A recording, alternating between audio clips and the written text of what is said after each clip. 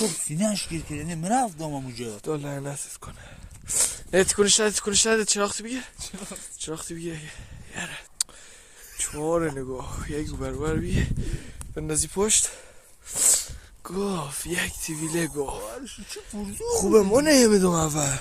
ما اگه می آمدم که تو چا بودم الان. نه؟ یعنی موتور چی باید در میکردی؟ موتور چیه اگه زنده مامانی؟ موتور چیه؟ موتور که باید زنگ میزدی جرثقیلی چیزی با تناب میکشید از شانفری بالا.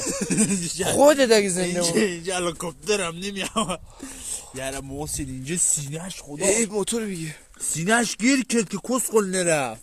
یعنی مرفتم پایین. داشتی مرفتی؟ کسخل مثلا نیدم چراغش بالا بود دینه تو. برا بیک شقب اینجا رو کندن باد و بارون هم آمده باز اینی ملمبه بیک شقب. خب بگیر ما چجوری میکشم آقا؟ ابراهیم جون مادرت مراقب باش. ایوانم چای اینجا نگاه ما از کجا رد رفتمه. خدا نگرت داشته گاوی دیگه گاو بس که گاوی جون مادرت جونی باید چرا قد که کسخل بیا کمک من نمیتونم. جونشی بگیر بنزی میبر که با سر بتونم برم پایین ما.